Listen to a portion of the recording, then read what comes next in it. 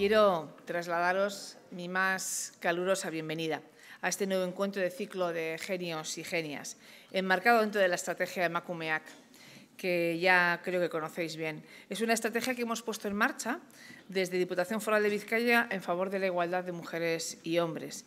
Incluye, como sabéis, cine, teatro, música, charlas, ciclos y jornadas de debate, reflexión, incluso el congreso de varios días que esperemos volverlo a celebrar. Tenéis toda la información en la página web emakumeak.eus y ahí tenéis todas las actividades y todo lo que vamos haciendo y está todo con sus vídeos y con su información para que podáis consultarla. Emakumeak incluye ciclos como como esa nueva edición de Genios y Genias que hoy estrenamos. Tengo que reconocer que para mí es un auténtico placer, Laura Freixas, volver a estar aquí de la mano de ella, que es una gran y magnífica escritora y una gran y magnífica intelectual que nos pone delante de todos nosotros y nos da una realidad que necesitamos conocer. Este ciclo da continuidad a otros que ya hemos desarrollado en Vizcaya, que empezamos allá, creo que hace unos años empezamos con clásicas y modernas y luego lo hemos ido reconvirtiendo y hemos cogido el de Genios y Genias. El año pasado mismo tuvimos la inmensa suerte de escuchar a Ana López Navajas, a María López Cao, a Josune Muñoz y, por supuesto, a la propia Laura Freixas. Entonces, Laura nos hablaba de lo que es genio y de la propia construcción patriarcal del término, de la supuesta ausencia o presunta ausencia de genias, del olvido de la historia y de las inmensas dificultades para las mujeres para estar en determinados espacios y para ser reconocidas como han estado y también como tienen que estar y como están ahora, ¿no? Por ello nos mostraron parejas de hombres y mujeres como Mileva Maric y Albert Einstein, Frida Kahlo y Diego Rivera o Aline Kominsky y Robert Crumb. En todos los casos nos presentaron la otra realidad, la que está oculta, la que está ajena a las miradas, esa estructura patriarcal que de pronto todos asumimos porque forma parte de esa socialización que hemos tenido todos y que hemos sufrido todas y todos y que de pronto cuando lo visibilizamos decimos, anda, pues es verdad, ¿no? Esa es la parte que necesitamos estar continuamente reivindicando y visibilizando para darnos cuenta de las trampas que tenemos y que el patriarcado nos pone. Es una mirada patriarcal que teme que las grandes mujeres puedan eclipsar a sus parejas. Y es una mirada que evita que grandes mujeres se presenten por encima de sus maridos o parejas en cuanto a méritos, que atribuye los éxitos de grandes mujeres a la influencia de sus maridos o sus parejas y, sin embargo, niega la influencia de ellas en los méritos de ellos. Nos las han ocultado, no sabíamos y seguimos sin saber de muchas grandes mujeres. Yo estoy segura que a lo largo que vayamos reivindicando y vayamos haciendo revisiones de la historia iremos descubriendo muchas más mujeres, pero ¿de cuántas más no sabemos, verdad? Yo a veces me pregunto ¿de cuántas más no sabemos? ¿Cuántos espacios de sombra tiene la historia? Si echamos un vistazo a cómo define RAE historia, constatamos que en sus primeras acepciones utiliza el término los conceptos de narración y de memoria. La RAE dice: la historia es la narración y exposición de los acontecimientos pasados y dignos de memoria. No es hasta la tercera acepción cuando aparece la idea de conjunto de sucesos o acontecimientos. De modo que la historia es, en primer lugar, narración y memoria. Es decir, es una mirada, es un modo de mirar. Luego, por tanto, yo siempre digo, nos toca ponernos las gafas moradas para mirar la historia también. Porque se nos ha enseñado a dar por inmutables, objetivos y únicos los hechos de la historia, y así la hemos ido aprendiendo todas. Pero ya vamos comprendiendo que no son solo los hechos, sino la narración y la memoria de esos hechos lo que tenemos que revisar. Y conviene asumir de una vez por todas que esa mirada de parte está vigente en el análisis histórico de todas las épocas, de todas. Hace poco teníamos la suerte de traer a un conjunto de antropólogas que estuvieron hablando en el Museo de Reproducciones Artísticas de una nueva mirada de lo que había ocurrido durante épocas pretéritas sobre la historia de las mujeres y la participación de las mujeres en el Paleolítico y Neolítico. Y cuando vamos descubriendo nuevas miradas y nuevos modos de mirar, empezamos a ver la historia de otra manera. Está presente en todos los tiempos, en todas las latitudes, en todos los regímenes para ocultar a las mujeres. El mecanismo de la historia escrita por hombres para hombres es androcentrista y patriarcal. Hago un inciso para acordarnos de nuestras mujeres afganas. Lo estoy haciendo continuamente en todos los lugares. No solo les han silenciado la voz, sino que ahora les niegan la posibilidad de ser atendidas médicamente, porque no pueden ser atendidas por varones y han prohibido que las mujeres hagan las licenciaturas en medicina. Luego, por tanto, les han prohibido directamente ser atendidas en el sistema sanitario. Las van a condenar a morirse todas. Yo no sé qué están pensando hacer los talibanes con ellas. Bien, habría mucho que decir de los acontecimientos que llenan nuestros textos escolares para mostrar a nuestros niños y a nuestras niñas la historia de la humanidad. ¿Cuáles son esos hechos relevantes elegidos, que están llenos de guerras, de conquistas, de conflictos, de revoluciones, en los que no hay una mención a la vida cotidiana, como si las mujeres nunca hubiéramos existido, como si la vida cotidiana no hubiera existido en la historia? Al cuidado, a la supervivencia, como si el cuidado no estuviese en la base histórica de la vida de las personas. Ha desaparecido de los libros de historia. Los libros de historia guerrean continuamente, ¿verdad? Y las pocas mujeres que aparecen mujeres reinas y princesas también a veces en esos entornos, ¿no? O como algunas a las cuales les decidieron que estaban locas para quitarlas del perfil historiográfico. Bueno, una historia al margen de la vida de las gentes, una historia de supuestos héroes de guerra, donde lo cotidiano no tiene respeto ni reconocimiento a lo cotidiano. Emakumeek ez gaude historian. Horregatik da histori pobrea. Histori gezurtia da. Emakumeek egon gara, emakumeak izan gara. Eta orain jarraintzen dugu. Emakumeek gara eta gaude. Las mujeres no estamos en la historia. La historia es pobre sin nosotras, es muy pobre sin el 51% de la población, y hemos estado y somos y hemos sido mujeres, y seguimos y estamos y tenemos que hacernos visibles en ella. De ahí este nuevo ciclo de Genios y Genias en el que vamos a hablar de filósofas, escritoras, artistas, que subyace el mismo mecanismo. Queremos descubrir y mostrar a esas mujeres para que nuestras niñas, nuestras chicas jóvenes, tengan referentes de las mujeres, para que sepan dónde tienen que mirarnos. Que sobre todo en las más jóvenes el imaginario se construya en igualdad. Referentes que permitan a las mujeres pasar del síndrome de la impostora y que no les obligue a gastar energía, tiempo y disgustos en defender su posición como si su sexo los hiciera más merecedoras de esta posición. Las mujeres gastamos enormes cantidades de energía no solamente en liderar y estar en primera plana, sino en demostrar que valemos para hacerlo, cosa que los hombres no necesitan gastar esa energía. No lo olvidéis nunca. Las mujeres que estamos en posición política, pública y visible, gastamos muchísima energía en demostrar que somos capaces. Ellos no tienen que demostrarlos, se les da por sabido. Por eso este ciclo, y por eso de la mano de Laura Freixas y de la Maura de Clásicas y Modernas, una asociación que viene luchando y visibilizando todo el esfuerzo de las mujeres y en la cultura, que aúna mujeres profesionales de la literatura, del periodismo, de la música, del teatro, del cine, con el objetivo, entre otros, de rendir un homenaje y de devolver el lugar a las creadoras del pasado, y que lo hace con el convencimiento de que la cultura es un instrumento decisivo para lograr la igualdad, que comparto absolutamente, y de que no puede haber cultura igualitaria si no lo es en cuanto a participación, oportunidades y reconocimiento de ambos sexos. Hoy Laura, escritora, ensayista y promotora de la literatura escrita por mujeres, con su enorme conocimiento y su innegable feminismo, su mirada feminista a mí me cautiva, y sus reflexiones que con tanta generosidad nos va a compartir en sus publicaciones y jornadas como esta, nos presenta una primera conferencia en la que rompe con el estereotipo binomio hombre-mujer que marca todo el ciclo, y lo hace a partir de una pregunta: ¿qué sucede cuando una pareja creativa está formada por dos mujeres? Comprobaremos que también podemos leer con gafas moradas la relación de Virginia Woolf con Vita Sackville West.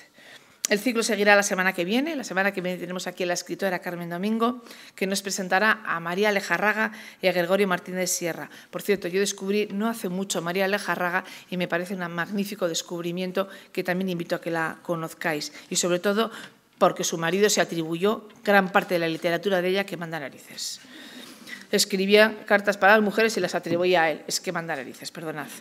Y en enero Pilar Rubio Remiro hará lo propio con Martha Gellhorn y Ernest Hemingway. Cristina Guirao Mirón nos hablará de Hannah Arendt y Martin Heidegger, y Diana Rasnovich nos hablará y nos traerá a la sala a María Callas y a Aristóteles Onassis. Ahí es nada. Lo cierto es que es siempre un auténtico placer descubrir a las mujeres en aquellos espacios en los que nos han hecho creer que nunca estuvieron, o que nos hacen creer que pasamos la historia así como que no nos pasa nada por la vida, ¿verdad? Es también importante que les conozcamos por sus méritos, por supuesto, y no por los de sus parejas, por supuesto. Y es fundamental descubrirlas reconociendo hoy las dificultades que atraviesan estas. Una de las dificultades nace precisamente de la invisibilidad, de tener que ser todos y cada una de ellas pioneras, de estar solas o en minoría, y por no conocer a otras, seguramente que las precedieron y no poder encontrar iguales en sus entornos. Fueron magníficas realmente. Porque una historia que nos oculta, que nos ningunea, es una historia pobre, parcial, incompleta. Es una historia sin mujeres, no puede ser una historia con el 51% de la población borrada, sin más que la mitad de la población con esos hombres. Y es también una historia de nuestras aportaciones, de las nuestras, de las cuales tenemos que reivindicar con fuerza, con ganas y con energía. Merecemos escuchar y conocer las voces de las mujeres, por justicia, pero también porque las mujeres tenemos voz y no pueden silenciarse.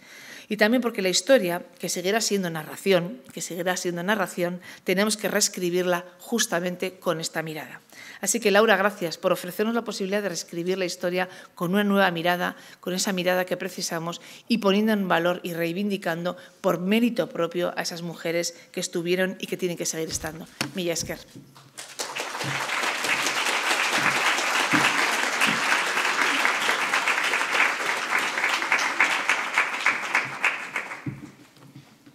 Voy a hablar de estas dos mujeres como modelo de relación alternativo al famoso modelo de genio y musa. Voy a hacer una presentación de cada una de ellas, luego voy a contar la relación que tuvieron a lo largo de más de 20 años. Y finalmente haré unas pequeñas consideraciones sobre el modelo de genio y de musa. Entre paréntesis, si queréis hacer fotos, adelante, las podéis hacer todas las que queráis y si las subís a redes, por favor, etiquetadme. Bien, empecemos por Virginia Woolf. Su madre era Julia Jackson, una mujer de una belleza legendaria, fue modelo de pintores y también de algún fotógrafo o fotógrafa. Esta foto la tomó su tía Julia Margaret Cameron, de quien luego os hablaré. Era hija de un médico, era una mujer de clase media, de ideas más o menos progresistas, era agnóstica, era muy partidaria de la justicia social, aunque su progresismo tenía límites. Por ejemplo, fue una de las firmantes de un manifiesto de señoras en contra del sufragio femenino. Tuvo 3 hijos, los medio hermanos de Virginia, una chica y 2 chicos, enviudó.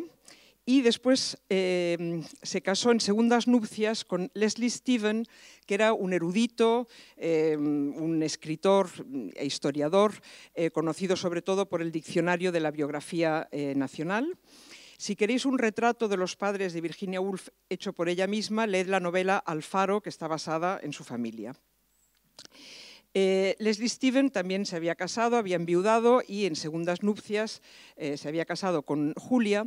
Y estos son 2 personajes que estaban en el entorno familiar. El novelista William Thackeray era el padre de la primera esposa de Leslie Stephen, el padre de Virginia.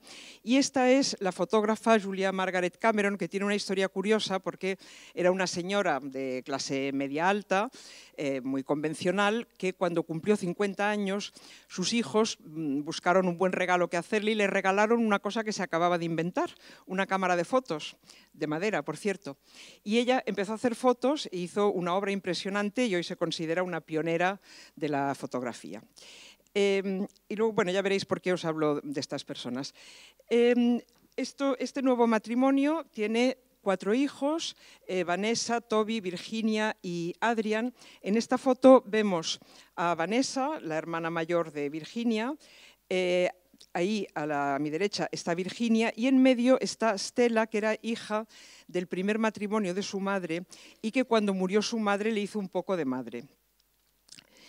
La infancia y la adolescencia de Virginia Woolf están marcadas por una educación en casa, o sea, no fue nunca al colegio, y menos aún a la universidad. Sin embargo, tenía la biblioteca de su padre y tenía muy buenos profesores y profesoras. Recuerda especialmente a su profesora de griego. Su madre murió cuando ella tenía 13 años y, como digo, su hermana mayor, medio hermana, le hizo de madre, pero al casarse se quedó embarazada esta chica y contrajo, no recuerdo qué enfermedad, y antes de dar a luz murió también. Entonces, quizá esta tendencia, digamos, melancólica de Virginia Woolf pues tiene que ver con estas muertes en la familia, ¿no? Y luego sabemos, por algo que ella escribió en vida pero que nunca publicó, que fue víctima de abuso sexual por parte de sus dos medio hermanos mayores, lo cual también probablemente explica muchas cosas de las que luego hablaremos. Su padre murió cuando ella tenía 22 años y ella en su diario reconoce, solo en su diario porque en fin, es un sentimiento poco honorable, que la muerte de su padre la liberó, en el sentido de que, lo dice más de una vez en su diario, si no hubiera muerto papá yo nunca habría sido escritora, porque ella era la hija que iba para soltera, que era la más de letras, la más intelectual, y se esperaba de ella que fuera una mezcla de ama de llaves y secretaria de su padre. Pero, como digo, su padre murió. Bueno, tuvo un episodio ella de enfermedad mental, luego hablaré de otro, porque tuvo varios a lo largo de la vida. Recibió una herencia de una tía que le dejó un legado especial, debía haber visto algo en ella y eso le aseguró una cierta independencia económica, o sea, no podía vivir de eso, pero sí que le daba un cierto margen.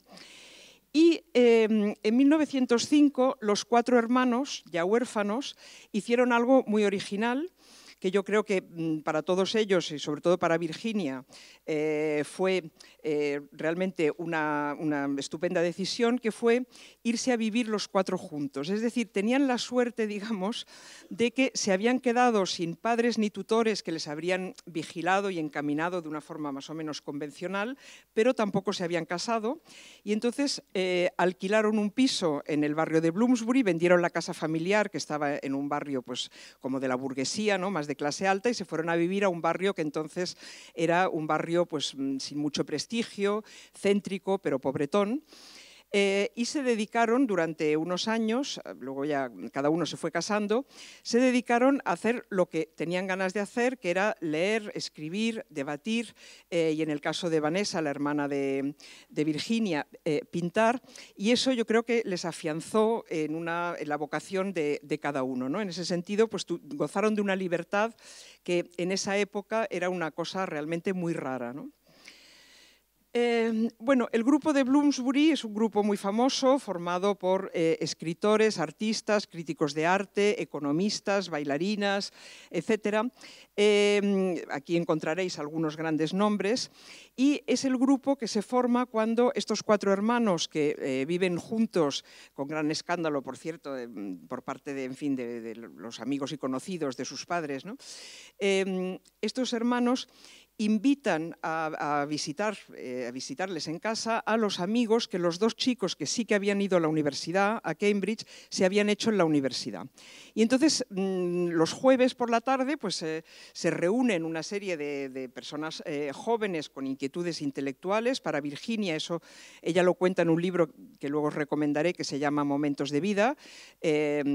Cuenta el gran cambio y la gran liberación que supuso para ella pasar de vivir en un entorno, el de sus hermanos mayores, sus padres, que esperaban de ella que se peinara bien, se vistiera bien y le decían cosas como no pongas esa cara de aburrimiento cuando bailas.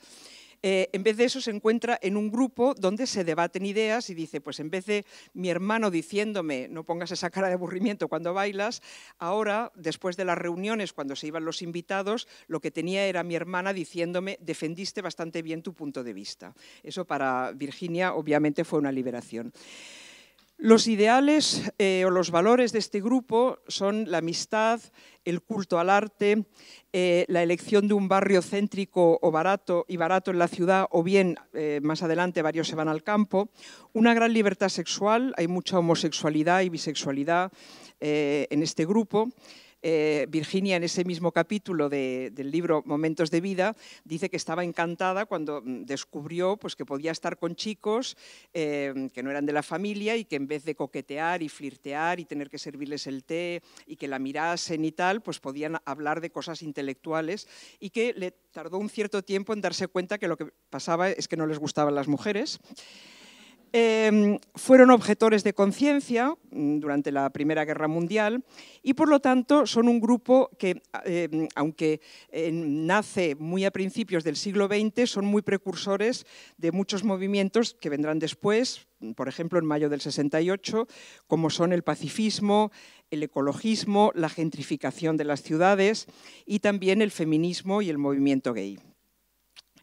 Se les ha acusado de elitismo, con razón, en el sentido de que ese modelo no es universalizable. Evidentemente, todos ellos tenían una cierta fortuna familiar y no dependían totalmente de su trabajo para vivir, aunque algunos de ellos luego pudieron vivir de su trabajo porque tuvieron éxito. Bueno, esta es una persona muy importante para Virginia, que es su hermana Vanessa, que siempre fue su gran apoyo. Este es su marido, Clive Bell. Y se iban casando todos, menos Virginia, que se estaba quedando soltera y que había alcanzado la para entonces venerable edad de 30 años, sin novio, cuando resultó que se incorporó al grupo un chico que también había estudiado en Cambridge y que había participado en el grupo al principio, pero luego se había ido a Ceilán como administrador colonial. Volvió a Londres, se reencontró con Virginia, se habían perdido de vista durante muchos años, se enamoraron y se casaron.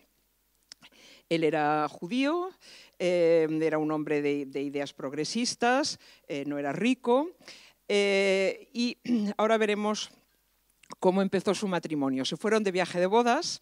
Virginia era virgen, como en fin, la mayor parte, supongo, de mujeres de su clase social y en esa época, y al volver, su hermana Vanessa y su marido les acogieron con muchísima curiosidad y le preguntaron inmediatamente cómo había ido en la cama. Y entonces, como en ese grupo se lo contaban todo y se escribían todos constantemente, eso es una característica de ese grupo, que es que todos llevaban diarios, escribían cartas, entonces no había teléfonos o se usaba muy poco, etcétera, etcétera, entonces lo sabemos todo. Y Vanessa no debía estar pensando en nosotras cuando escribió lo que voy a leer, no recuerdo a quién le envió esta carta, pero ella escribe una carta a alguien del grupo diciendo que la relación sexual entre ellos dos ha sido un desastre. Y entonces dice, creo que quizá la irrite a ella, pero puede que le consolara a él, diciéndoles que pensaba que ella nunca había entendido o simpatizado con la pasión sexual en los hombres. Poco después de la boda, Virginia tuvo uno de sus achaques de enfermedad mental y durante varios meses, creo que fue como un año, tuvo que ser cuidada y vigilada 24 horas al día, tenía alucinaciones, no quería comer, es decir, que su enfermedad mental era una cosa muy seria. Leonard la cuidó devotamente y decidió él por los dos, esto es una cosa que luego los biógrafos y biógrafas han discutido mucho, él decidió que era mejor que no tuvieran hijos y de hecho prácticamente durante toda su convivencia tuvieron cada uno su habitación y ahí acabó su vida sexual. Como Virginia estaba delicada de salud mental, decidieron dejar Londres y se fueron a vivir a las afueras, a un lugar llamado Richmond, y decidieron que lo que iban a hacer profesionalmente era crear una editorial. La editorial consistía en esto, en esta máquina que tenían en el salón y que accionaban ellos mismos manualmente, luego años después contrataron a un ayudante, y en esa editorial publicaron las obras de Virginia. Virginia había publicado dos obras, primero dos novelas en una editorial de su medio hermano, pero a partir de que ellos crearon una editorial, que fue una editorial muy pequeña pero absolutamente pionera, porque publicaron a Catherine Mansfield, a T.S. Eliot, bueno, a los miembros del grupo, ¿no? Esta es la portada de Alfaro, de Virginia Woolf, ilustrada por su hermana, por Vanessa Bell. Es decir, que ese pequeño grupo era el que hacía, o sea, el que proporcionaba los textos, las ilustraciones, hacía las críticas, etc. Para terminar con esta introducción de Virginia Woolf, quiero decir, quiero subrayar que tal como lo estudia y teoriza María Antonia García de León en este libro, Herederas y heridas, que me pareció muy interesante, para que se desarrolle, para que una mujer pueda desarrollar su talento en una sociedad patriarcal, es necesario que tenga, digamos, mucha suerte, que tenga muchas circunstancias favorables, que en el caso de los hombres no son tan necesarias porque los hombres tienen toda una estructura, como ha explicado Teresa, que les apoya. Por ejemplo, tienen escuelas, tienen academias, tienen tertulias, tienen una sociedad donde ellos son los que toman las decisiones, o los editores, por ejemplo, etcétera, ¿no? Entonces, ¿cuáles son esas bazas en el caso de Virginia Woolf? Sin negar, por supuesto, su talento y sin negar que fuera absolutamente súper trabajadora, era una mujer que estaba siempre escribiendo. Tuvo una excelente educación, tuvo una red de contactos, eso es lo que explica, por ejemplo, que en el pasado las pintoras casi siempre son hijas o esposas de pintores porque a través de su familia acceden a unos contactos y a unos conocimientos que de otro modo no accederían a ellos porque están excluidas de esos otros lugares de sociabilidad que son exclusivamente masculinos. Entonces ella tenía contactos desde muy pequeña con artistas, escritores e intelectuales, estaba familiarizada con estos trabajos, digamos. Luego, vivir en una gran ciudad también ayuda, da mucha más libertad. Su familia era una familia de ideas liberales, dentro de lo que he dicho de su madre, que no, en fin, que estaba en contra del voto de las mujeres. Y luego, tal como también he dicho, la muerte de sus padres también, en fin, aunque sea muy dolorosa, tenía algo de liberador en el sentido de que ya no tenía esos adultos encaminándola y encauzándola hacia un modelo victoriano de vida. Tuvo la suerte, también lo he mencionado, de tener una pequeña renta gracias a la herencia de una tía. Es una historia que ella cuenta dándole un aire fantasioso en su libro Una habitación propia. Tuvo apoyo familiar, en particular de su hermana, siempre tuvo una gran complicidad y cercanía con su hermana. Tuvo un marido que la apoyó. Leonard, por ejemplo, era el primero que leía todo lo que ella escribía y lo debatía con ella, tenía mucho sentido crítico. No tuvo hijos, lo cual pues también, en cierto modo, pues es una pérdida o una renuncia, pero al mismo tiempo, claro, tenemos que tener en cuenta de que antes de que hubiera anticonceptivos eficaces, las mujeres estaban completamente sujetas a una fertilidad que no podían controlar. Y si hubiera tenido 10 hijos, pues difícilmente hubiera podido dedicarse a la escritura. Y además tenía una editorial propia, lo cual le permitió una enorme libertad. No tenía que preocuparse de si lo que hacía le gustaba a los editores y le gustaba al público. Ella al principio era una escritora muy minoritaria, luego tuvo bastante éxito. Y ahora pasemos a este personaje fantasioso que es Vita Sackville-West. Nació aquí. Este castillo se visita, por cierto, yo he estado.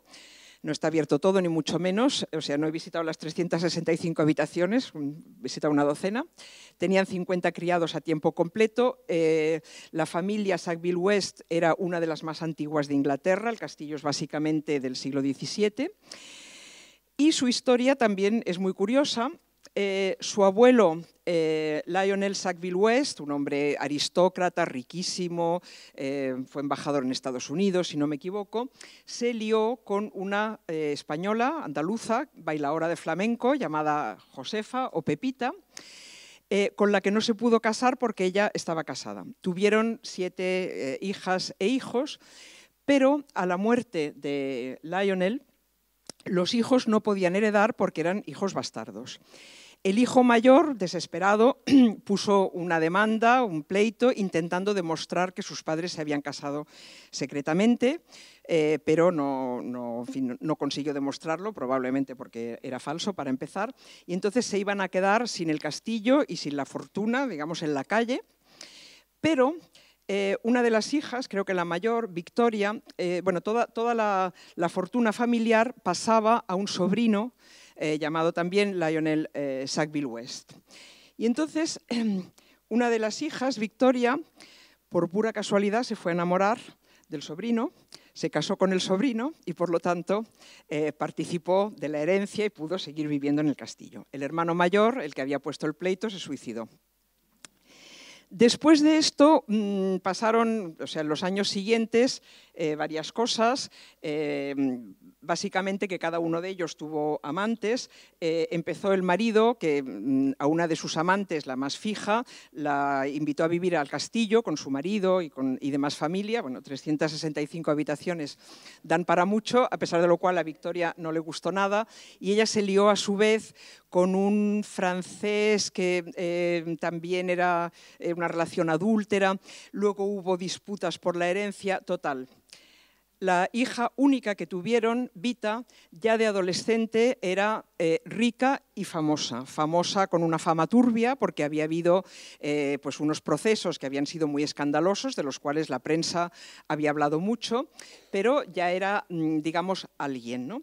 Y además el hecho de ser hija única, pues también esa es una de las cosas que, digamos, le hacen fácil... que facilitan a las mujeres, por lo menos era así en el pasado, el tener una mejor educación y un mejor futuro, ¿no? Por ejemplo, Emilia Pardo Bazán, en su breve autobiografía, dice que si ella hubiera tenido un hermano no habría podido ser, bueno, no sé si no habría llegado a ser escritora, pero en todo caso no habría tenido la educación que tuvo. Le dedicaron todos los recursos a ella porque no había un varón. Vita se casó con un diplomático, Harold Nicholson, y en algún momento ella escribe: es imposible que dos personas sean más completamente, incondicionalmente felices que ellos dos. Nunca hubo una nube entre nosotros. Miente. Poco después de la boda, Vita se dio cuenta de que había contraído una enfermedad o una infección de transmisión sexual y le pidió explicaciones a su marido. Su marido le confesó que es que tenía relaciones con chicos. Y entonces ella se dio cuenta de que, hombre, ella también había tenido relaciones con chicas y que finalmente pues, podían seguir así. Y eso es lo que hicieron. Ella había tenido un amante en la época, digamos, del colegio, que era Violet Trefusis. Y después del matrimonio, pues reanudó las relaciones con Violet, aquí las vemos las dos. Procuraban no causar escándalo, por ejemplo, pues se iban de viaje, en particular se iban a menudo a Italia. A Vita le gustaba disfrazarse de hombre y llevaba pues, una especie de doble vida, no muy oculta, porque quienes les conocían pues, lo sabían, pero con cierta discreción. El marido, Harold, como digo, era diplomático, entonces pasaba la mayor parte del tiempo en sus destinos en el extranjero, fuera Berlín, fuera Estambul, y ella pasaba parte del tiempo con él y parte del tiempo en Londres, no ocupándose de los hijos. Tuvieron dos hijos, los metieron en un internado, en fin, cada uno hacía su vida y cada uno tenía sus amantes. Eso lo descubrieron los hijos mucho después, ya muertos ambos. Entonces, Vita Sackville West, igual que Virginia, también tuvo unas bazas, en fin, fue bendecida por la fortuna. Evidentemente la riqueza y el estatus social, que bueno, permite, digamos, pisar fuerte y saltarse las convenciones o las limitaciones, una buena educación, muchos viajes, muchos contactos, gente interesante con la que dialogar, un ambiente muy liberal. El apoyo familiar, su madre, que se había dado cuenta que su hija era lesbiana y eso le parecía fatal, pero por lo demás la apoyaba. Y también un marido que, aunque fuera, en fin, tenía sus razones para apoyarla, pero también la apoyaba. Yo creo que ellos de verdad se querían, aunque al mismo tiempo también les convenía mucho a los dos, para mantener las apariencias, estar casados. Sin embargo, se ha dicho que tanto Virginia como Vita tuvieron la suerte de tener todas estas bazas, pero obviamente Virginia tenía más talento literario que Vita y probablemente también trabajaba más, porque Vita tenía pues, mucha vida social, viajaba mucho, etcétera. Bueno, pues estas dos mujeres se conocían de oídas, porque las dos eran famosas. Vita por estos escándalos y esta riqueza y por ser su familia la que era, y Virginia no era famosa, pero sí era conocida dentro de, digamos, una élite intelectual y tenían una cierta curiosidad una por otra cuando el cuñado de Virginia, o sea, el marido de su hermana Vanessa, organizó una cena para que se conocieran. Y bueno, y aquí voy a empezar a comparar, que es una cosa muy divertida, entre las distintas versiones que dan las distintas personas o a veces la misma persona en distintos marcos. Como he dicho, en este grupo todos escribían como locos cartas y diarios, y lo que es curioso es comparar la versión que dan dos personas de lo mismo. Por ejemplo, en el caso del encuentro. Vita le escribe a su marido, Harold, que entonces está en, no me acuerdo en qué destino, pero en fin, que como era habitual, está viviendo fuera de Londres, le escribe que ha conocido a Virginia Woolf, y dice: adoro a Virginia Woolf pura y simplemente, y a ti te pasaría lo mismo. Te dejaría embelesado su encanto y su personalidad. Al principio no la encuentras guapa, luego hay una especie de belleza espiritual que se te impone y empiezas a mirarla con fascinación. Es a la vez distante y humana. Está callada hasta que quiere decir algo y entonces lo dice maravillosamente bien.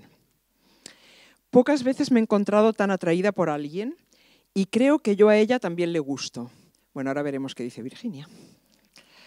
Virginia escribe en su diario: anoche cena en casa de Clive para conocer a la encantadora y dotada aristócrata Sackville West. Para mi gusto, tan exigente, no gran cosa. Rubicunda, bigotuda, colorida, con el desenfado de la aristocracia, pero no la chispa del arte.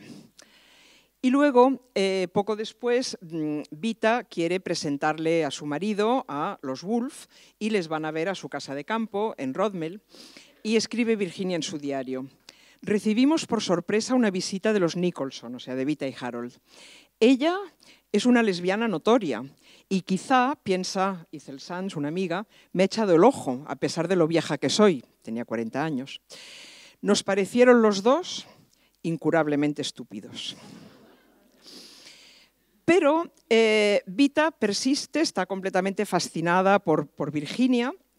Además es una mujer, ya lo veréis por las citas, muy generosa en sus admiraciones, o sea, no oculta que está muy impresionada con Virginia y que la admira mucho. Y se va produciendo un acercamiento facilitado por el hecho de que, como recordaréis, los Woolf tienen una editorial y Vita, no sé si lo he mencionado, a lo mejor no, es escritora. Ha escrito un poema muy largo que se llama The Land, La Tierra, y además escribe novelas. Y entonces, pues, a Vita le interesa relacionarse con editores y a los editores, que son los Woolf, les interesa publicar algo que se puede vender. Y entonces le escribe Virginia. Vita primero le escribe a Virginia: ¿querrás viajar conmigo? Míralo si quieres como materia de escritura, que es como me parece que lo miras todo, incluidas las relaciones humanas. Sí, la gente te gusta a través del cerebro, más que por el corazón. Ella insistiría mucho, ella era muy viajera, Vita, y estuvo insistiendo mucho en que Virginia la acompañara en algún viaje. Ya veremos que finalmente sí que hicieron uno juntas, ya os lo explicaré. Y Virginia escribe en su diario una nueva descripción de Vita, como veis, más benévola. Una perfecta dama, con toda la audacia y valor de la aristocracia y no tanto infantilismo como me esperaba. Simplicidad y un sentido común viril. Sí, la verdad es que me gusta. Y a eso se añade, como decía, el interés editorial. Virginia le escribe a Vita: me gusta mucho Seductores en Ecuador, que es una novela escrita por Vita. Estoy muy contenta de que vayamos a publicarlo y sumamente orgullosa e incluso emocionada con mi afecto deslumbrado e infantil hacia ti de que me lo dediques. Yo creo que estaba siendo un poco hipócrita, pero Vita está muy entusiasmada y, entre tanto, se ha publicado una novela de Virginia, su primera novela de corte experimental. No os la recomiendo, me parece bastante ardua. Y Vita le escribe: El cuarto de Jacob, esta novela, es un libro que hace que todos los demás parezcan insignificantes y llenos de tópicos.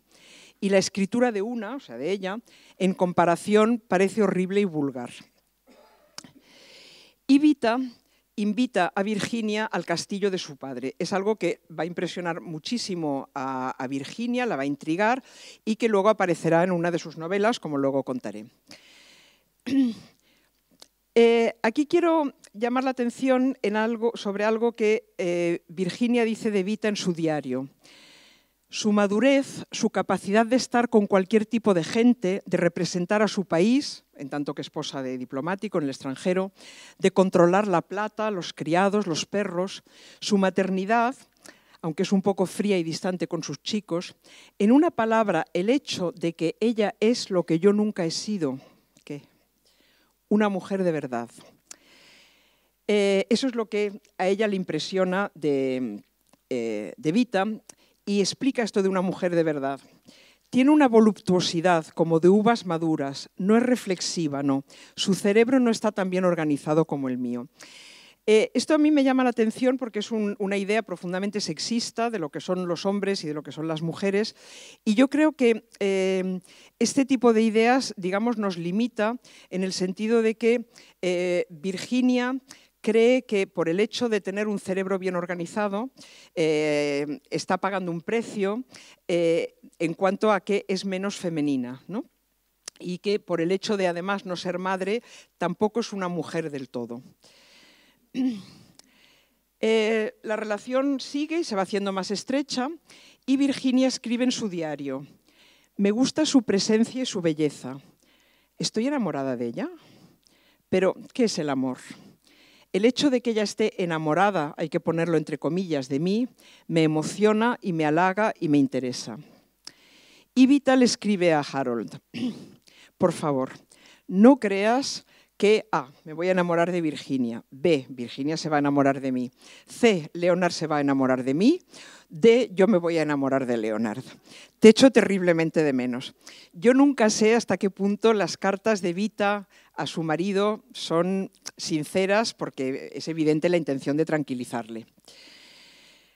¿Y sexo? Bien, vamos a ver lo que dicen o no dicen cada una de ellas. Vita le escribe nuevamente a su marido.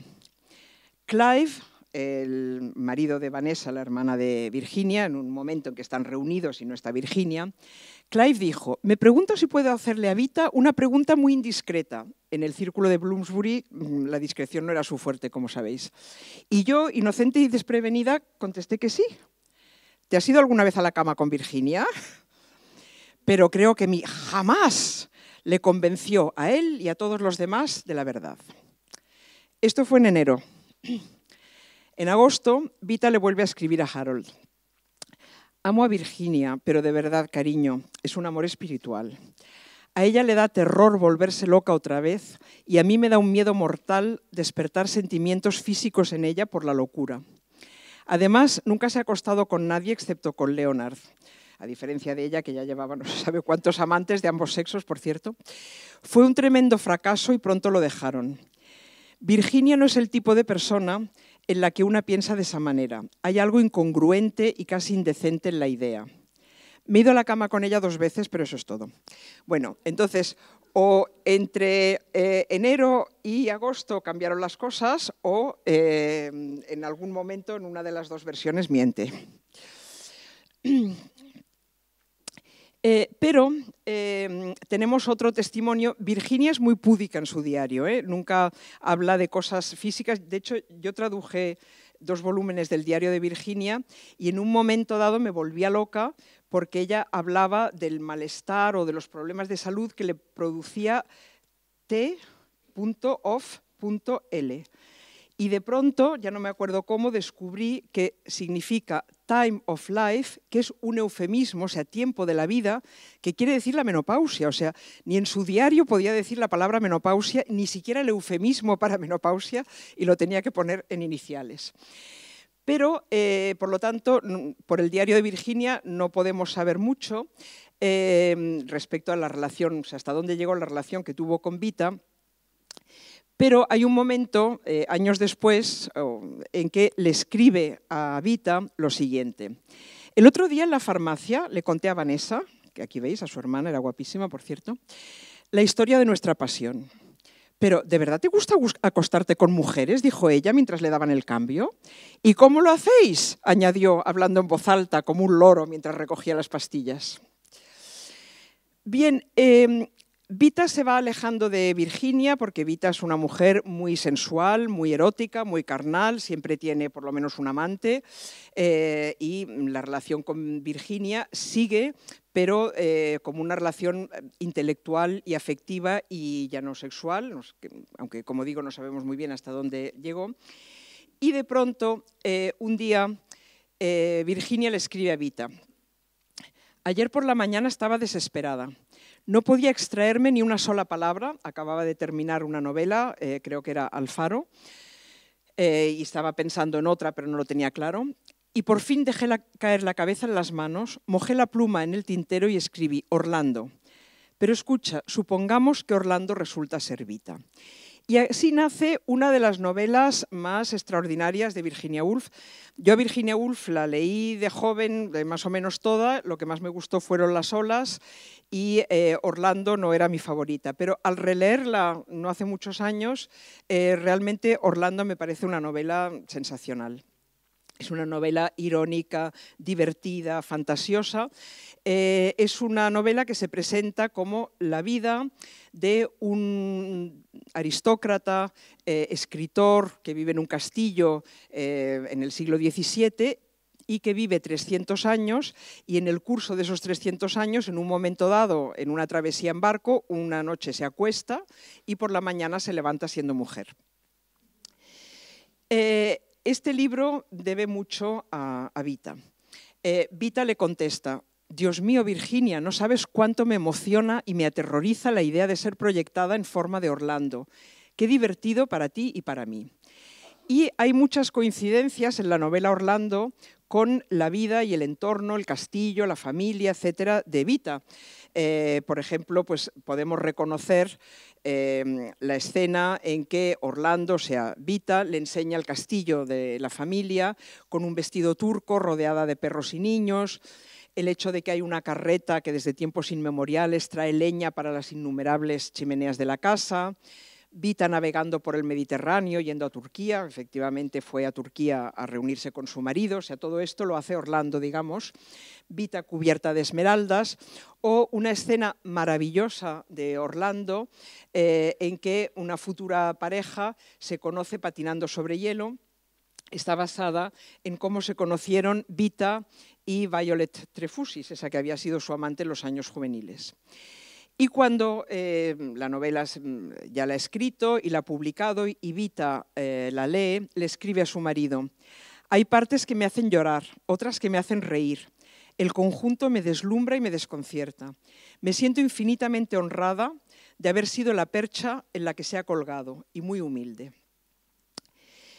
Bueno, entre tanto, murió el padre de Vita. Y Vita, al ser mujer, aunque fuera hija única, no pudo heredar el castillo, que pasó a un sobrino. Vita ya estaba casada, esta vez no se pudo casar con el sobrino. Y le dejó, bueno, una pequeña fortuna con la que se compró un castillo, pero un castillo poca cosa, ¿no? O sea, en vez de las 365 habitaciones, creo que este solo tiene, pues no sé, 30 o a lo mejor 50. Es un castillo que también se puede visitar y si vais a Inglaterra os recomiendo que lo visitéis. Un castillo un poco raro porque son como dos trozos de castillo, creo que la parte intermedia se quemó o algo así.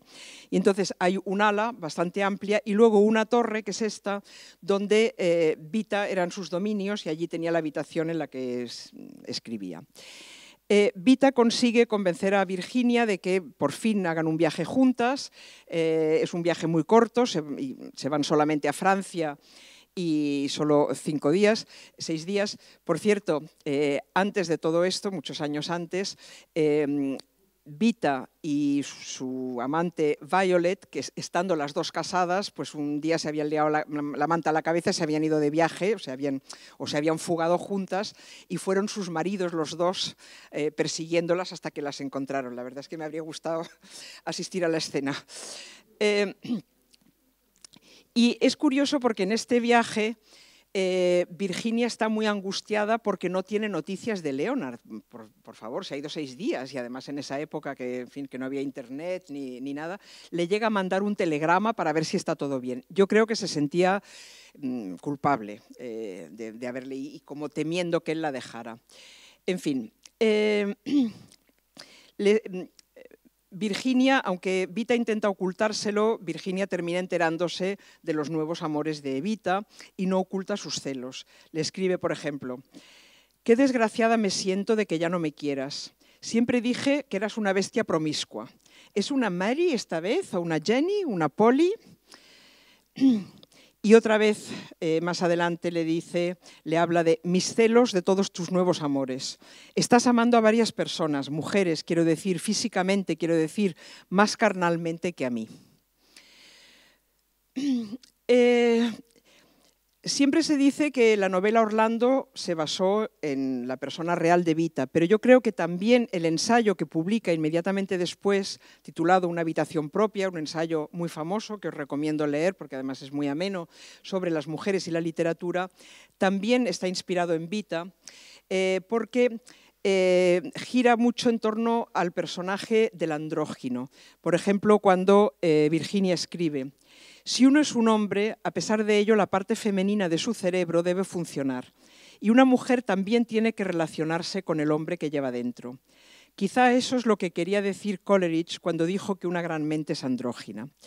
Bueno, no voy a alargarme sobre esto, pero es un libro muy contradictorio donde dice, por una parte, que una mujer no debe escribir en tanto que mujer.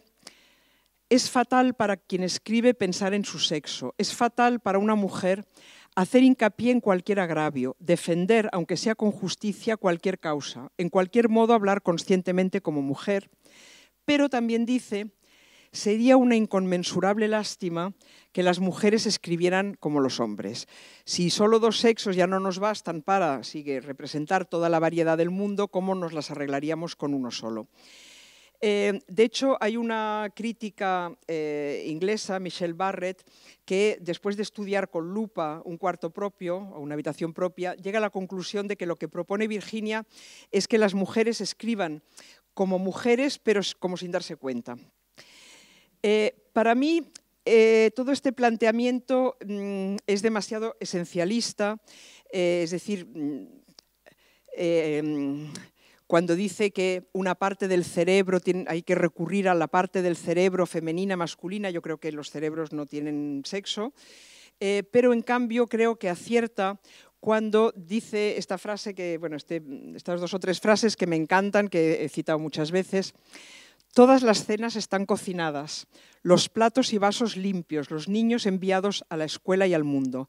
Nada queda de todo eso, ninguna novela ni biografía tiene una palabra que decir al respecto, que es lo que decía Teresa en su presentación, es decir, la historia y la literatura no nos cuentan las experiencias de las mujeres, que para mí eso es lo que diferencia, lo que distingue la literatura y el cine y la pintura creada por artistas o escritoras o intelectuales mujeres, es que reflejan no una esencia que para mí no existe, no una identidad de género que no sabemos lo que es o que son solamente clichés y estereotipos, sino la suma de experiencias que nuestro sexo nos empuja a tener dentro de una sociedad organizada jerárquicamente por sexos. Bueno, van pasando los años y os quiero leer este retrato que me parece estupendo, o sea, muy agudo, que hace una periodista de Vita Sackville-West, Leonard Woolf y Virginia Woolf. Estos tres van a ver el periódico, quieren ver cómo funciona la imprenta o no sé qué, y esta mujer, Evelyn Irons, nos deja el siguiente testimonio. Vita Sackville-West, alta, intensamente bella, eran amantes en ese momento, llevando como siempre unos pendientes largos y tintineantes y fumando en boquilla. Leonard Woolf, un hombre oscuro, triste, con cejas agresivas, sí, a mí siempre me lo ha parecido. Y Virginia Woolf, que hace pensar en la luna cuando aparece en el cielo durante el día, etérea, pálida, huesuda, con los ojos hundidos. De todas maneras, también diré que esa imagen de Virginia como una persona muy poética, muy profunda, muy depresiva y muy etérea, no es que sea falsa, pero es muy parcial. Si leéis, por ejemplo, el diario de Virginia o si leéis Orlando, veréis a una mujer inteligentísima, con mucho espíritu crítico, mucha ironía, mucho sentido del humor, muy sarcástica. En 1935, Virginia escribe lo siguiente en su diario después de ir a visitar a Vita y a Harold en el castillo. Esta es la habitación de la torre donde Vita escribe. Si alguna vez vais a Inglaterra y visitáis el castillo de Sissinghurst, cosa que os recomiendo, podréis verla, aunque hay un cordón, no se puede acceder, pero se puede ver desde fuera. Y a la vuelta a Londres, Virginia escribe en su diario: y ahora tengo que hacer una observación curiosa. Mi amistad con Vita ha terminado. No ha habido peleas, no ha habido escenas. Ha sido como cuando cae una fruta madura. Su voz diciendo «Virginia» desde el umbral de la habitación de la torre tenía el mismo hechizo de siempre, solo que no me hizo ningún efecto. Y se ha vuelto muy gorda. La típica aristócrata ociosa que vive en el campo.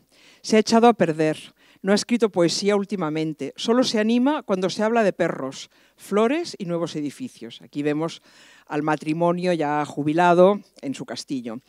Por cierto que Vita se aficionó muchísimo a la jardinería, empezó a escribir sobre jardinería y hoy se visita no solo el castillo, sino el jardín, que es un jardín muy famoso.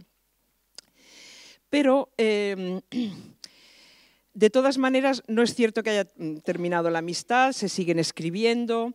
Virginia publica su novela Las olas, Vita publica Los eduardianos, etc. Virginia en un momento dado le escribe a Vita: «Qué buen año hemos tenido, hemos ganado tanto dinero, en gran parte gracias a la noble hija de los Sackville». O sea, creo que fue su novela Pepita, que no es una novela, es una biografía de esa abuela suya, que era bailadora flamenca, etc.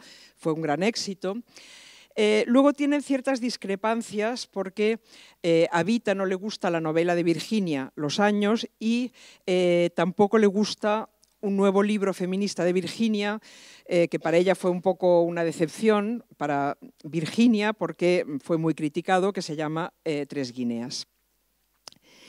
En 1939, como sabéis, empieza la Segunda Guerra Mundial y eso hace que las dos mujeres estén más cercanas afectivamente. Vita está muy preocupada porque sus dos hijos, que entre tanto ya tienen unos 20 años, están en el frente, y Virginia está muy deprimida.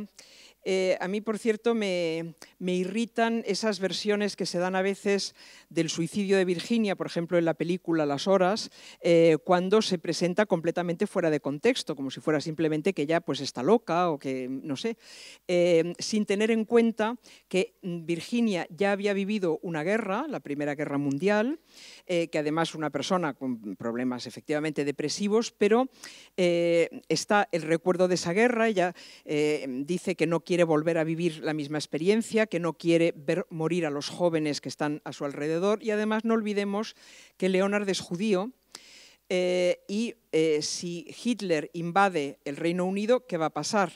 Los dos tenían cápsulas de cianuro para suicidarse si hacía falta. Entonces, eso incide mucho, lógicamente, en el ánimo de Virginia y se apoyan mutuamente. Vita le escribe a Virginia en 1940: «Tu amistad significa tanto para mí, de hecho es una de las cosas más importantes de mi vida». Como digo, Vita siempre era muy generosa en su admiración y creo que muy espontánea y sincera en su afecto hacia Virginia. Y a Virginia siempre la veo como con más dobleces, ¿no? Como, bueno, no mostrando todo, a veces mostrando una apariencia que era falsa, menos sincera. Y así llegamos a 1941, cuando Virginia no solamente está angustiada y deprimida por la guerra, como es lógico, el piso en el que vivían en Londres ha sido bombardeado. Afortunadamente ellos estaban en la casa de campo, que es esta, que también la podéis visitar si vais a Londres, no está muy lejos de Londres, una casa muy pequeñita y modesta, pero preciosa, del siglo XVI, y la había decorado Vanessa, la hermana, con pinturas y dibujos, etc. Y entonces, un día, Leonard no encuentra a Virginia, estaba en casa, ya no está, y encuentra una carta. «Querido, siento con absoluta seguridad que voy a enloquecer de nuevo. Estoy comenzando a oír voces. No puedo concentrarme. Sé que estoy arruinando tu vida, que sin mí podrías trabajar.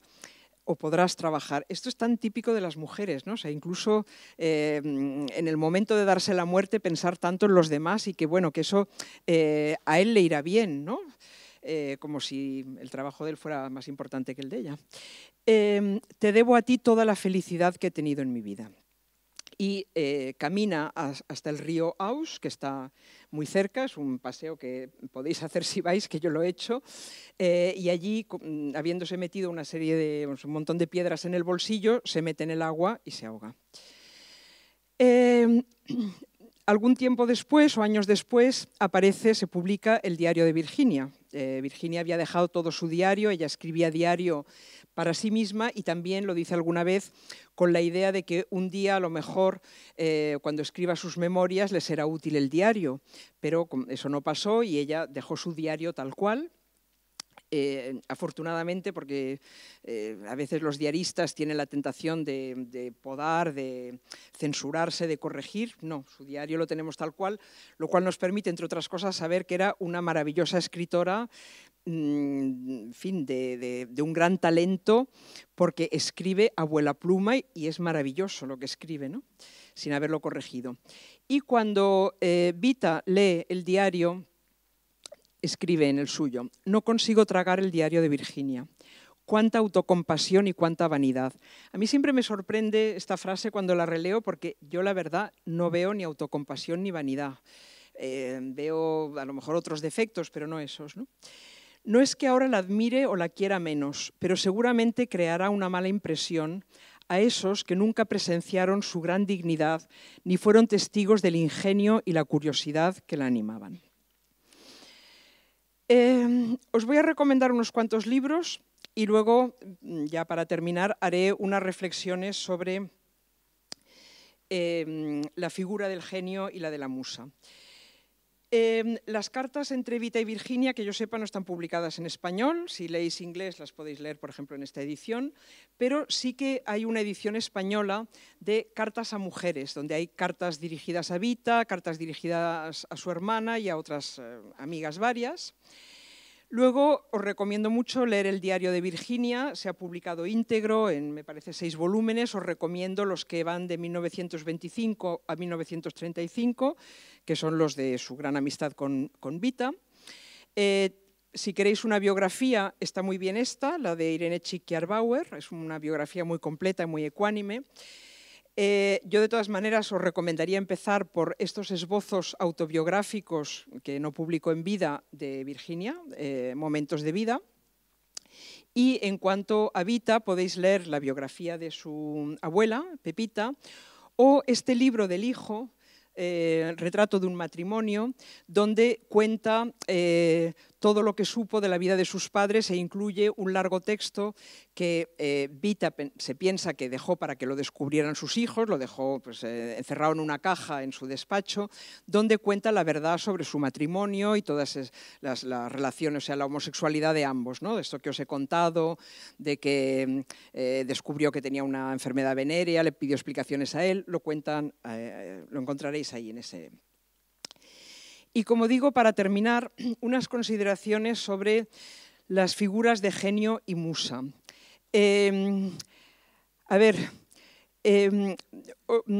Os voy a poner unas frases de Juan Valera, el escritor español, novelista de finales del XIX, principios del XX, escritas en un panfleto que él publicó anónimamente rechazando la candidatura de Emilia Pardo Bazán para la Real Academia Española.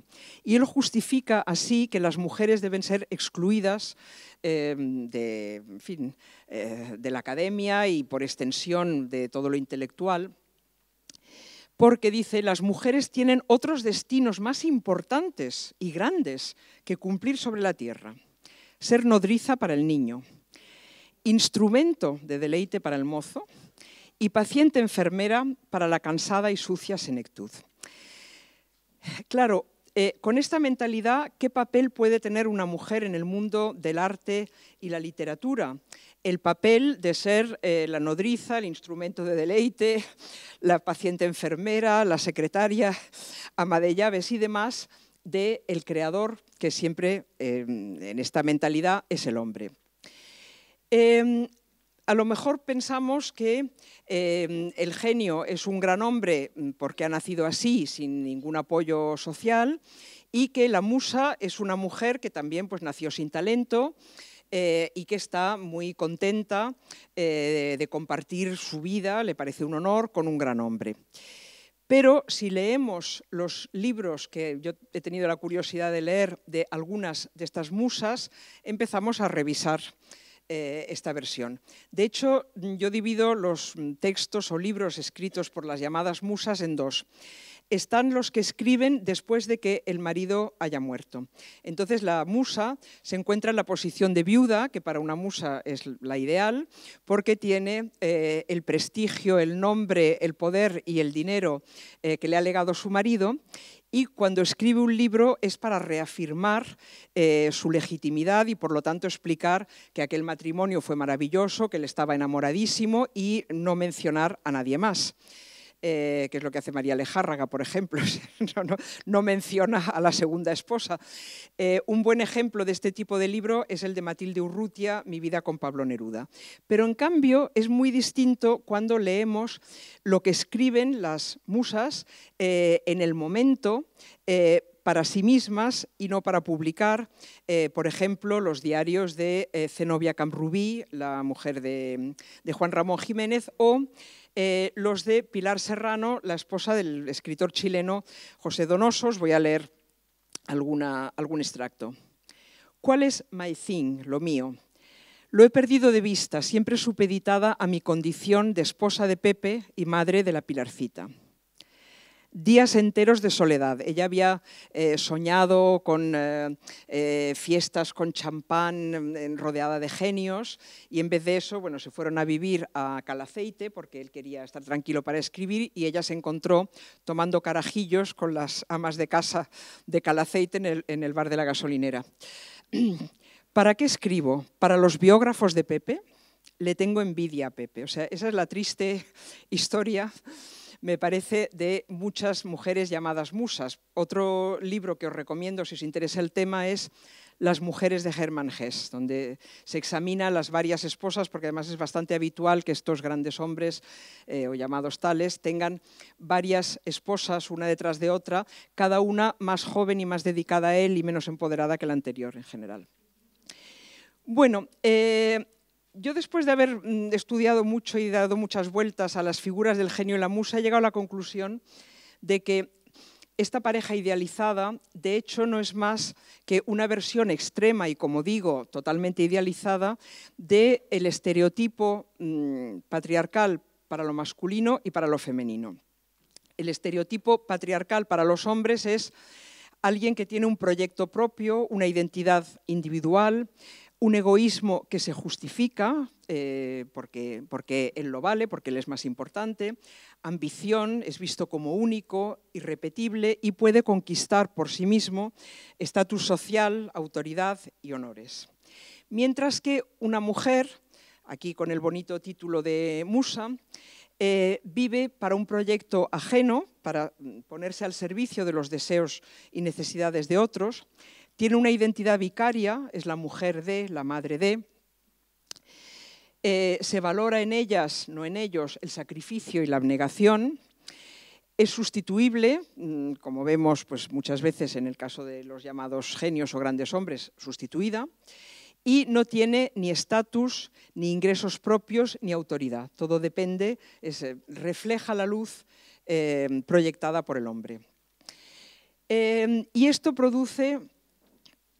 esto perjudica, o sea, este mito del genio y la musa perjudica a las mujeres de dos maneras. Uno, las mujeres que son ambiciosas, creativas, que tienen un proyecto propio, sea en el ámbito de las artes o sea en el ámbito que sea, tienen que luchar contra, como ha dicho Teresa, ¿no? Tienen que estar siempre defendiéndose de una sociedad que automáticamente le da la prioridad a él y les atribuye a ellas ese papel secundario. Por ejemplo, le pasa a Silvia Plath.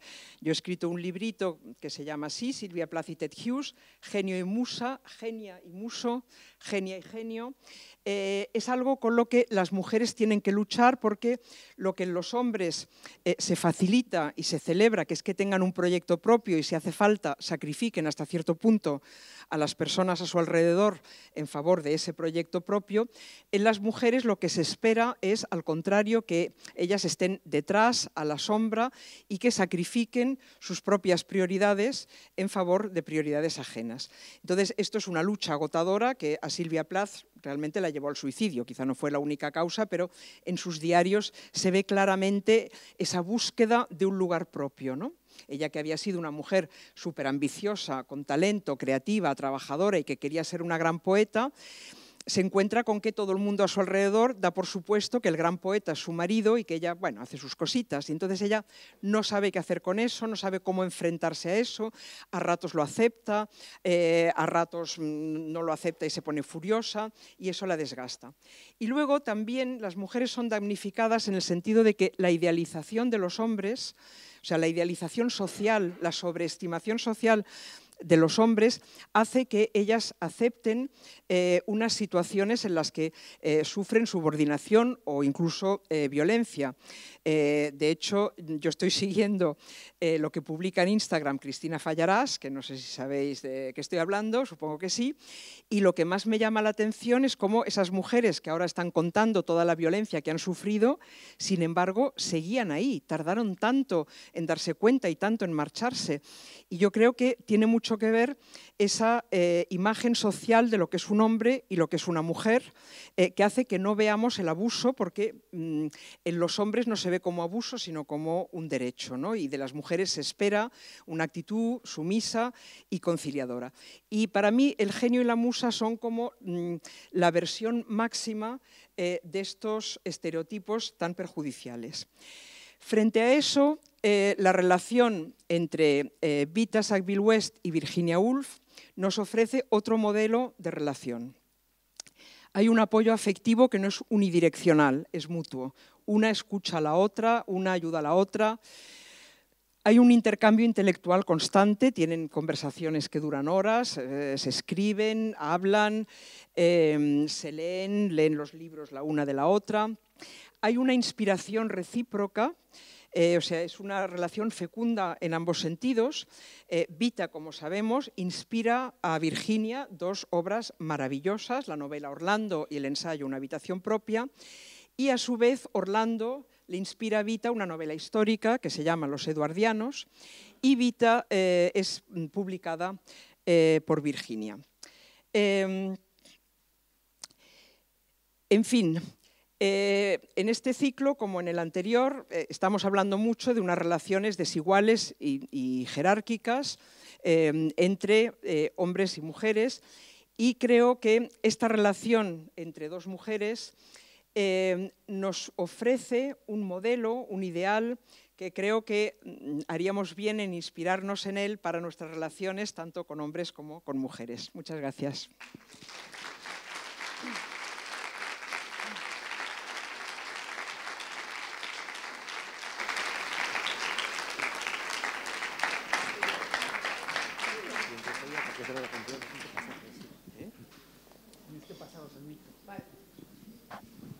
Venga, os toca a vosotras, el público. ¿Preguntas?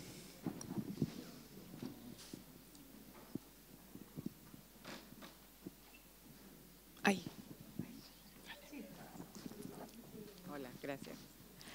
Hola, no es una pregunta, sino que me parece muy interesante la última reflexión que hiciste, porque durante muchos años, yo cuando era chica o joven o qué sé yo, acá hace mucho que no lo escucho, que las mujeres compiten, que la envidia las supera, o sea que ¿no?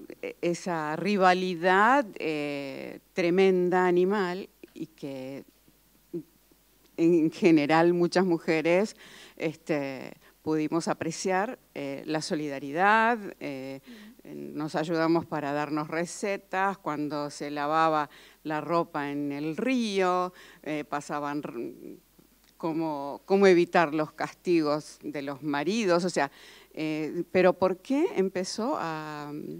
¿Y por qué algunas mujeres se lo han creído? Yo he escuchado, no hay peor jefa que una mujer, por ejemplo, que prefería jefes varones que mujeres. O sea, ¿de dónde crees que salió todo eso y que algunas mujeres nos lo hemos creído? Me incluyo para no parecer. Gracias. A ver, a veces yo creo que el progreso hacia la igualdad tiene efectos paradójicos. Por ejemplo, cuando las dos esferas, como se decía en el siglo XIX, están muy separadas, las mujeres y los hombres viven en ámbitos diferentes, puede haber quizá más solidaridad entre mujeres y, en cambio, cuando las mujeres empiezan a acceder a un territorio dominado por hombres, hay muy pocos puestos ahí para mujeres y quizá eso implica una mayor rivalidad entre ellas. Esa es parte de la explicación. Otra parte de la explicación es que en la cultura vemos representada la rivalidad entre mujeres, ¿no? Las mujeres tirándose del moño, y no vemos representada la amistad entre mujeres. De hecho, yo he estudiado los temas generales de la literatura y del arte creado por hombres y creado por mujeres, y veo que en la literatura creada por hombres y en el cine, etcétera, etcétera, aparece bastante la figura de los hombres amigos.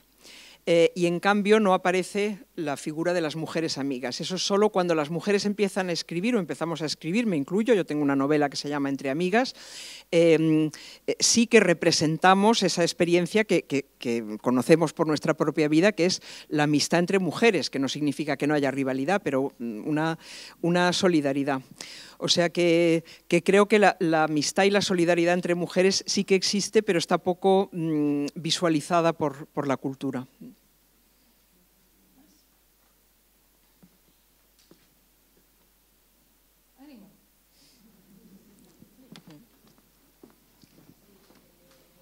Espera, que te van a dar...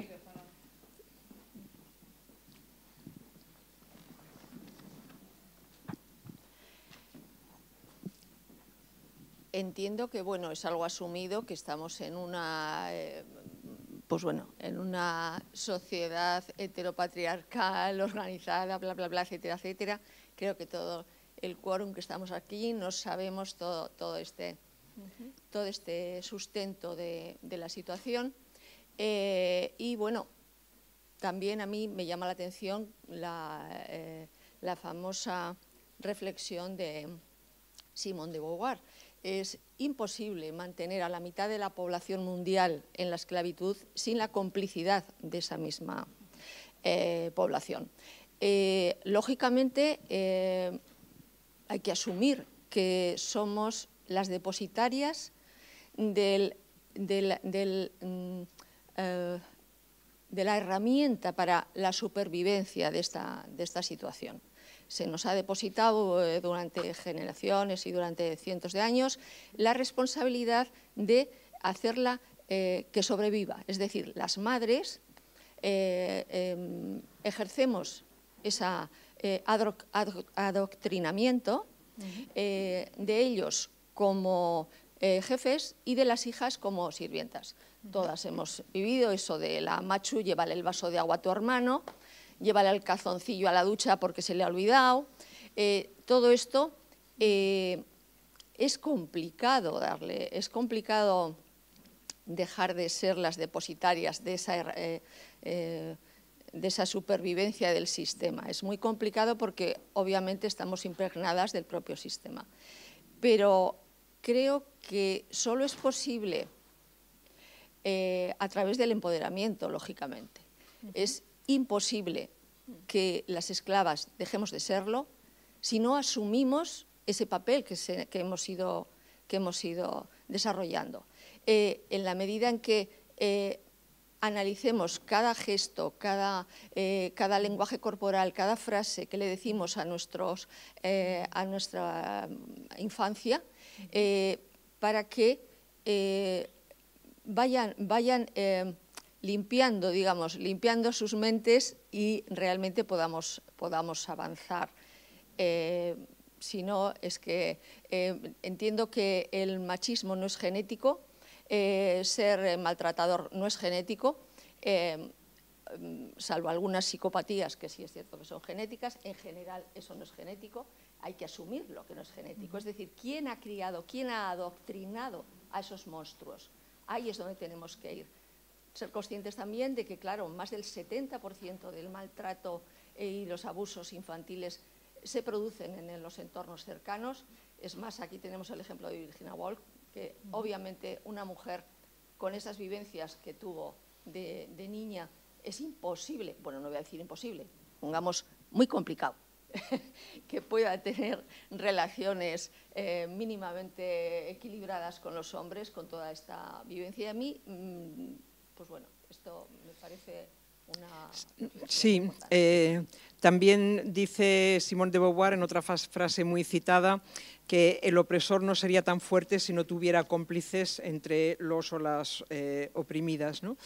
A ver, yo por una parte pienso que el patriarcado delega en las mujeres cosas que no quiere reconocer, es decir, que como explica Victoria Sau en un libro muy salvaje pero muy bueno que se llama, ahora no me acuerdo, es la maternidad, no me acuerdo, pero lo buscáis por maternidad. Como ella explica, las madres son como capataces del padre, es decir, ella dice la madre no existe porque es como el portavoz, del padre, ¿no? El vacío, gracias, el vacío de la maternidad. Es decir que los hombres no tienen que rebajarse, no tienen que reconocer esa violencia sexual contra las mujeres que puede afectar a sus hijas, porque él no se ocupa de eso, es la madre la que les dice a las hijas que no lleven la falda tan corta, que vigilen la bebida, que no salgan, etcétera, etcétera. ¿Por qué las madres asumen ese papel? Yo creo que básicamente, o sea, ¿por qué las madres educan o educamos a nuestras hijas, por ejemplo, en la prudencia? ¿Por miedo?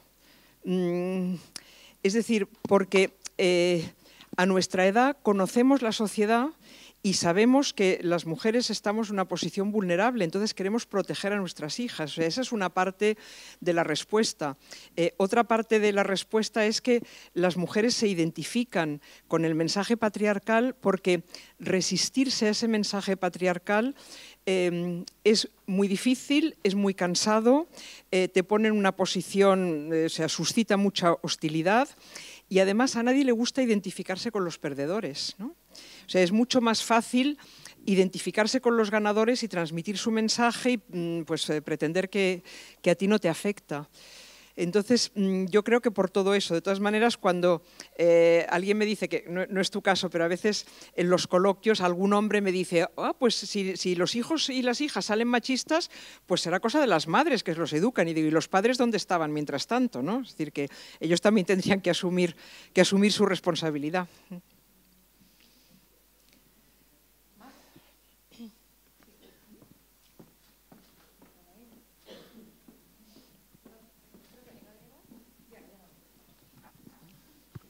Bai, bueno, primero es que ricasco, ¿no? Por la clase magistral, ha sido un auténtico placer, ¿no? Escucharte y aprender tanto contigo, con vosotras esta tarde y por el recorrido, ¿no? También que has hecho sobre obra, vida, sentimiento, pensamiento, poesía, prosa, en definitiva sobre prosa poética, ¿no? De esas dos mujeres que nos habéis acercado hoy. También, bueno, simplemente por retomar algo que has traído al final, ¿no? Sobre esa potencia de la reciprocidad, ¿no? Que hay en la relación de diálogo, ¿no? De las dos obras, que para mí es un auténtico ejemplo del propio ejercicio del afecto lesbiano, ¿no? De la existencia lesbiana, de las relaciones lesbianas. Entonces, la pregunta es, aprovechando que estás aquí entre nosotras hoy y que específicamente el tema, ¿no? Se trata de un diálogo entre prosa poética entre dos mujeres, existencia lésbica o por lo menos de afecto sexoafectivo entre mujeres.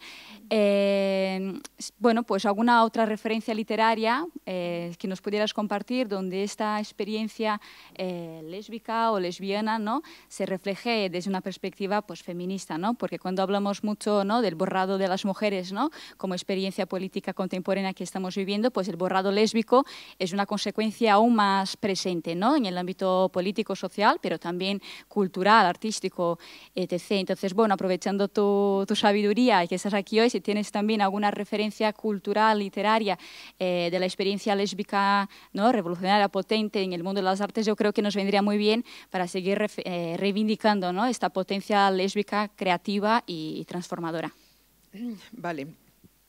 La verdad es que el ejemplo que se me ocurre no es muy modélico, porque se me ocurre una pareja de lesbianas de las que, o sea, que dejan un testimonio por escrito, que son Gertrude Stein y Alice B. Toklas, que son una pareja de mujeres que sigue estrictamente el modelo del genio y la musa. Es decir, Gertrude Stein se comporta como un gran hombre y escribe ella, curiosamente, Gertrude Stein escribe un libro titulado La autobiografía de Alice B. Toklas. Alice B. Toklas es su mujer, su novia, y entonces en este libro, supuestamente escrito por Alice, pero realmente escrito por Gertrude Stein, presenta a Alice como una mujer sumisa, muy de su casa, cocinera, costurera, y que dice: cuando conocí a Gertrude Stein me di cuenta de que era un genio, ¿no?, por ejemplo, ¿no? O sea que las parejas de mujeres también pueden ser absolutamente machistas con una mujer en lugar de un hombre. Pero si me preguntas por literatura lesbiana, te diré que hay dos autoras ahora que las dos tienen mucho éxito y las dos están muy bien, aunque una me gusta más y otra menos, que escriben sobre relaciones entre mujeres, que son Sara Torres y Eva Baltasar. A mí Eva Baltasar me parece buenísima. Tiene una trilogía formada por las novelas Permafrost, Boulder y Mammoth. En las tres aparece el tema del lesbianismo y sobre todo os recomiendo Boulder, que es una novela sobre una pareja de mujeres de las que una quiere a todo precio ser madre y la otra no. Y cómo la que no quiere ser madre observa cómo la otra se va convirtiendo en madre. Es muy original y me parece una escritora buenísima. Estaba también pensando en Cristina Peri Rossi, pero lo que tiene poesía lesbiana. Pero, bueno, y tiene una autobiografía que se llama La insumisa, donde cuenta pues, su infancia y adolescencia desembocando en un amor con otra mujer, que está muy bien ese libro. Novela no tiene, pero o sea, sobre este tema, pero tiene esta autobiografía y tiene bastante poesía. Y esos son los ejemplos que se me ocurren ahora.